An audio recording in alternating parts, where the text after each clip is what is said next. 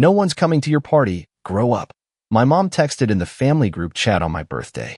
I read it twice, replied, understood, then canceled the $2,300 automatic payment for their rent. The next day, I took back the car and canceled every credit card they've ever used. No one's coming to your party. Grow up. It wasn't a private message. It was a group chat text from my mom. On my birthday. I read it twice. Then I replied with just one word. Understood. And the very first thing I did, I opened my banking app and canceled the $2,300 automatic rent payment I'd been making for them every month. The next morning, I drove over to their house. I didn't go inside. I just pressed the fob, took back the car they'd been using for the past 2 years, and left. Then I called the bank and shut down every credit card they'd ever touched. Not because I was offended, because I was done playing a role I never agreed to. Their silence afterward, it wasn't confusion. It was thick, heavy shock. The kind that settles in your bones when you realize something is truly over. Not a tantrum, not a bluff, just a door closing for good. They thought I wouldn't go through with it, that I'd be dramatic for a moment, maybe sulk a bit, and then move on. Like always.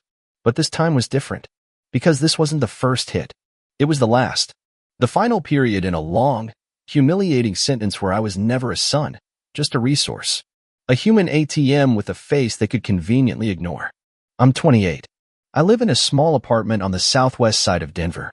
I work IT support for a healthcare software company. It's not glamorous, but it's steady. And I really believed we'd finally made peace. That the worst years were behind us. That maybe, just maybe, I had done enough to earn a place in the room. But they didn't want proof. They wanted silence. And gratitude. For letting me be near something they still dared to call family. The real shock wasn't the message. It was how many people ignored it. My aunt reacted with a heart emoji. My sister commented with a cake. My father forwarded a meme of a clown with the caption, "Guess who's turning 12 again?" Not one person asked how I was. Not one said happy birthday. I sat there in the dark with my phone in my hand, and the funniest part? I wasn't even hurt. I was just stunned by how long I had let it go on. I've been paying their rent since I was 24. Not because I'm rich. Not because they asked kindly. But because they made it sound like I had to. It's just temporary. You're the only one who's stable right now. We gave you everything, now it's your turn. That temporary lasted 4 years. Every month, like clockwork. Rent, groceries, gas, Wi-Fi, repairs. I paid for all of it. Even their cat's vet bill. Not because I wanted to spoil them, but because if I didn't, I'd get guilt into it later anyway. And then came the messages, the passive-aggressive reminders in the group chat. Power's about to get shut off again. Mom's back hurts. Not sure how we're supposed to move without help. Emma's car broke down, and she really needs to get to work. Can you spot her? That last one, Emma's car? I paid for it. She still drives it. Still posts selfies in it. Captioned one of them, "Thankful for people who truly support me, Blackheart." Didn't even tag me. Emma, by the way, is my little sister. She's 25, unemployed, but somehow always on vacation. My parents say she's just finding her way. She's been finding her way through my bank account for years. Once I asked Dad why Emma never contributed anything to the household. He said, "She's not like you. She's not built for pressure. You are." That one stuck. Because I was built for pressure. They made sure of it. But even pressure cracks. Last Thanksgiving, I drove 5 hours to surprise them. I brought wine, groceries, a pie. I knocked, expecting, I don't know, maybe a smile? Mom opened the door and blinked. "Oh, you came." Then yelled over her shoulder, "Emma, tell Josh to hide the gifts. Your brother's here." I asked, "Who's Josh?" She laughed. "Emma's boyfriend. They've been staying here for a bit. Josh had my old room. I slept on the couch." That night at dinner, Dad made a toast. He raised his glass and said, "Let's hear it for the man who pays the bills but can't hold down a girlfriend." Everyone laughed. Even Emma. Especially Emma. I didn't say a word. I just drank my wine. Then helped clean the dishes. Then paid for the plumbing bill when the sink backed up. Because that's what family does, right? A few weeks later, Emma posted a selfie with Josh in front of a cabin in the mountains. Caption, "Family trip." I wasn't invited. I didn't even know they went. I found out when my coworker, not even close friends with me, asked, "Hey, wasn't that your sister on Explore page? Looks like a fun vacation." I checked the photo. There they were, Mom, Dad, Emma, Josh, smiling. matching beanies, holding mugs. I zoomed in on the mug Emma was holding. It had a custom print. Best daughter ever. They didn't even text me while they were there. The week they got back, I got an email from my landlord. Reminder, rent is due tomorrow. They'd forgotten to mention they missed last month's transfer. They just assumed I'd figure it out, that I'd pay it. Like always. I did. I paid it. Because I'm in fool. But I wasn't going to forget it. It got worse. One day, while working remote from home, I heard my phone vibrate, nonstop. The family group chat was going off. At first I thought someone had died. Nope. Dad had posted a screenshot of my Amazon wishlist. Caption: look at this grown man asking for socks and shampoo for his birthday. LOL. Then, guess we didn't raise him tough enough. Can't even buy his own lotion. Cousin Ashley responded with, Uncle Mark sent a photo of toilet paper. Here you go, champ. Emma added, he probably expects us to gift wrap this too. I stared at the screen. Not because it hurt, but because it was so predictable. Because they didn't even try to hide it anymore. They just assumed I'd never fight back. So I didn't. Not yet. But I started collecting. Screenshots. Messages. Emails. Proof of everything. The rent. The bills. The times they lied. The times they used my name for applications. Even the time I found out, by accident, that my mom used my credit score to sign up for a Target card. When I asked her why, she said, it's not a big deal. You weren't using it. When I told her that was illegal, she snapped. Don't threaten me, Mr. IT man. You'd be nothing without this family. The next week, I found out Emma had told her friends I was on the spectrum. Not true, but believable enough to spread. She said it made me easier to explain. And still, I stayed silent. I paid. I worked. I smiled. But I was building something. Quietly. And they had no idea. Because when you build in silence, your explosion becomes their earthquake. It happened on my birthday. Again. 2 weeks after the group chat humiliation, after the cabin trip they didn't invite me to, after the rent default, they had the audacity to call me. Emma texted first. Hey, Mom says to come by tonight. Family dinner. I left her on read. 10 minutes later, my dad called. Don't make this harder than it needs to be. We're trying to move forward. They always called it moving forward when I was supposed to forget they'd hurt me. This time, I said yes. But I didn't come alone. I showed up to their house. The same place I helped repaint, the same one with the fridge I bought, exactly on time. I walked in with a duffel bag and a backup drive in my pocket. Mom hugged me like nothing happened. Dad handed me a beer. Emma smirked, like she'd already won. I sat. I listened. They talked about healing, about forgiveness, about how I had lashed out by canceling the rent and the credit cards. Then Mom said the thing that finally split it all open. You're still part of this family, but you've made mistakes, too. I took a deep breath, then reached into my bag, pulled out my laptop, and opened a folder on the table. It was labeled Truth. Dad scoffed. What's this? Homework. I didn't respond. I clicked play. First audio clip, my mom's voice, from a voicemail she left last year, screaming at me to grow up and pay your sister's tuition before she ends up like you. Second clip, Emma's voice on speaker. He's always been weird. Just let him pay for things. It makes him feel useful. Then the files, screenshots of credit transfers, bills, group chats, Emma's Instagram stories where she bragged about spending my money. I flipped the screen to them. They leaned in, then froze. I stood up, walked to the kitchen, came back with a USB stick. I plugged it into their smart TV. The screen went black, then lit up with a screenshot of a loan application. Dad's name, primary borrower. My name, cosigner. Without my signature. I looked directly at him. You used my social without telling me. You put me on the line for your debt. He opened his mouth. I raised my hand. It's already reported. They've frozen your account pending fraud review. You'll be getting the letter next week. Mom gasped. Emma started laughing. Wow, you're so dramatic. What's next? You going to sue us? I smiled. No, but he is. That's when the doorbell rang. I walked over, opened it, and let in Jake, Emma's ex-boyfriend. The one she lied about. The one she claimed assaulted her. The one she nearly ruined. Jake walked in with a black folder in his hand and sat down across from her. You want to tell them? Or should I? Emma went pale. Why are you here? He opened the folder. Inside, printed screenshots of fake messages she made to frame him. A photo of her notes on how to emotionally destabilize him before the breakup. A transcript of her voice memos, edited to sound like him yelling. My mom started to cry. Dad stared at the wall. Emma stood up. You two are insane. This is harassment. Jake cut her off. You're not the victim. You're the villain. And I'm done pretending. He walked out. I followed him, then turned back and said the last thing I would ever say in that house. You wanted me to play the role? The good son. The quiet wallet. But now? I'm the one writing the script. Then I took my laptop, my drive, and left the house. Behind me, the shouting started. Mom screaming Emma's name. Dad demanding I come back and fix this. Emma throwing something, maybe a glass. I didn't look back. Because when you finally detonate the truth, you don't turn around to see the ashes. The next morning, I uploaded everything. Not just the screenshots. Not just the voice messages. I uploaded the whole archive. A single post titled, When Family Treats You Like an ATM with a Heartbeat. Inside the link. Every bank transfer. The illegal loan in my name. Emma's fake messages, edited audio, breakup plans.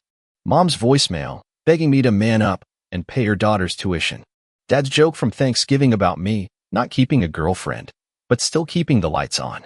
I didn't write a sob story. I didn't ask for sympathy. I wrote facts. I wrote receipts. And I wrote one final line. I'm not angry. I'm not sad. I'm just done pretending this is what family looks like. Then I hit post and turned off my phone. By noon, the post had gone viral. Not massive viral, not celebrity level, but big enough to burn. Thousands of shares. Hundreds of comments. Some were from strangers. This is exactly what I went through. My brother did the same. You're not alone. This level of evidence is insane. Go off, King. Others were from mutuals, people who knew my family. One guy from high school wrote, I always knew something was off about your sister. This confirms it. I didn't respond. I let the post live its own life. By 3 p.m., my aunt, the one who reacted with a heart emoji to Mom's birthday insult, posted her own status. Air your laundry in private. Family doesn't belong on the internet. No likes. Emma? She posted a black square on Instagram with the caption, Betrayal hits hardest from the people you once fed. I nearly laughed. Then Dad went live on Facebook. Yes, live. He sat in his garage, the same one I helped him fix the roof of, and spoke into his phone with a shaky voice. My son's been manipulated. He's mentally fragile. He doesn't know what he's saying. Behind him? A stack of beer cans. He went on to say he forgave me. That families make mistakes. That he hoped we could heal.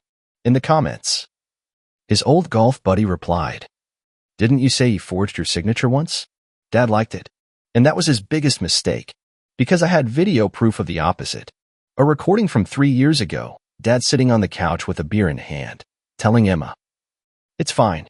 I used his social. He won't notice. And even if he does, he owes us. He wouldn't be alive without us. I posted it as a reply. No caption. Just the date. And then I logged off again. Behind the scenes, I wasn't just watching them squirm. I was building. I launched a YouTube channel the same week. Just one video at first, a straight-to-camera piece titled, When Helping Becomes Enabling. No names. No accusations. Just my voice, calm but cutting. You can love people and still walk away. You can help people and still be used. And when they finally show you what they really think of you, believe them. It got 400,000 views in 3 days. I got invited to speak on a podcast for adult children of narcissistic families. I said yes. Then a second podcast messaged me. Then a third. Then a publisher. I wasn't chasing clout. I wasn't trying to become a brand. But the truth? People were starving to hear someone say out loud what they were afraid to even whisper. My mother tried one last time. She sent me a photo. A letter from the mortgage company. The rent had defaulted. The house was under review. Her message read, I hope you're proud of yourself. They might take her home. I didn't answer. Instead, I replied with a screenshot of her name, attached to every dollar I'd sent them over the last 3 years. Over $84,000. Caption, You took it. Not me. She left me on read. 3 hours later, I got a text from an unknown number. It was Emma. Just one line. I hope you never have kids. You'd be a terrible father. I smiled. Not because it was funny, but because it was pathetic. They were trying everything. Rage, guilt, threats, anything but accountability. And none of it worked. The best part? I moved. Quietly. No posts. No forwarding address. Downtown condo. 10th floor. Bought under a different name through a legal trust. Fully paid off. New view. New number. New silence. They tried calling. They tried finding me through relatives. Didn't work. Because I was done. Not just with their games, but with the whole idea of owing them anything. Not my money. Not my time. Not even a reply. A month later, I changed my number. Not because I was afraid. Because I was bored.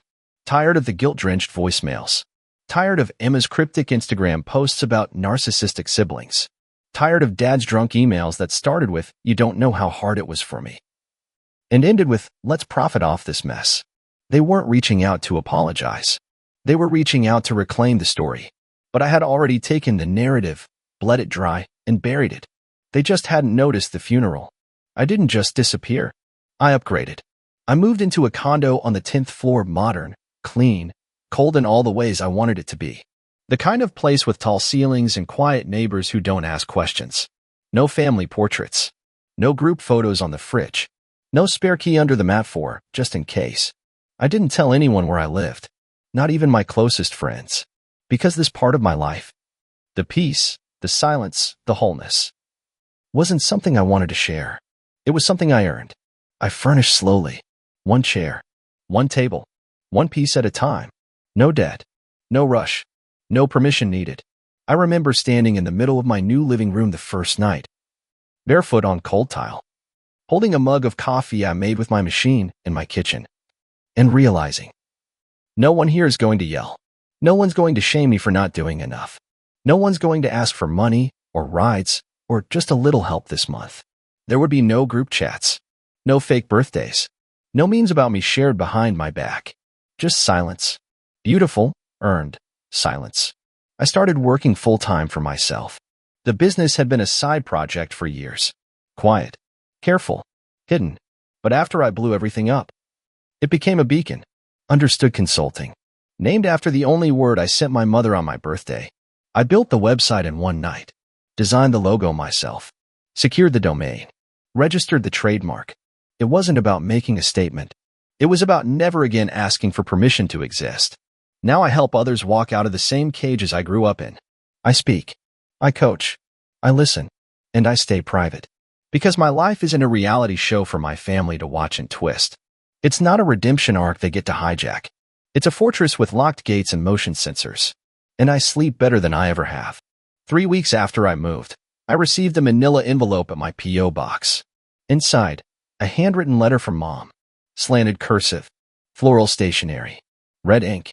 It read, "You used to be our sweet boy. I don't know who this bitter man is. We made mistakes, but airing them like that? You humiliated us. You ruined us. Maybe one day you'll realize how hard it was for us. Maybe one day you'll grow up." It ended with, "I'm praying for you." Still, I didn't cry. I didn't rage. I just wrote 3 words on the back with a Sharpie. "Keep your prayers." And tossed it in the trash. 2 days later, Dad emailed. Subject line, idea. What if we went on Dr. Phil? You tell your side, I tell mine. We make peace. Audiences love father-son reconciliations. Think about the reach. Could help both your business and mine. Attached? A childhood photo of me, 5 years old, crying at a Chuck E. Cheese. While Dad smiled at the camera holding up a beer, I stared at it for 10 minutes. Then I saved it. Not as a keepsake. As a reminder. They don't want peace. They want a platform. I released a new video on my channel that night. Simple. No background music. Just me. They keep asking if I'm going to make peace. If I'll come back. If I'll forgive. But peace doesn't mean forgetting. It doesn't mean pretending your abuser had a hard childhood. It doesn't mean sitting at the same table that once fed you shame. Peace means absence. Of chaos. Of noise. Of their names. I'm not your son anymore. I'm the consequence. It got 2 million views in a week. One day, I was walking out of the office and saw a couple staring at the logo on the door. I paused. The woman looked at me and asked, "Are you him? From the story?" I nodded slowly. She just said, "Thank you. I didn't think people like you existed." That moment, that tiny moment, meant more than all the birthdays I ever begged them to remember. Because I no longer needed them to clap. The world was full of people who'd been lied to by people who loved them. And now I was proof they could survive it. I haven't spoken to my family in over a year now. I don't plan to. They still post, still hint, still rewrite. I let them, because you don't argue with ghosts. You just stop haunting yourself with their stories. And sometimes, late at night, I walk past the mirror in my hallway and catch a glimpse of myself. Older, still, but not bitter. Just unchained. Because I didn't escape a toxic family. I outgrew it. And there's no coming back from that. Ever. The shop plaque still hangs in my office. Steel plate. Brushed finish. For perfect screws. We don't rebuild what broke you. We build what frees you. Underneath it now, a second, smaller sign I had custom made last week. Guess who's not turning 12 again? And every time I see it, I smile. Because this year, the party's mine. And no one uninvited gets in.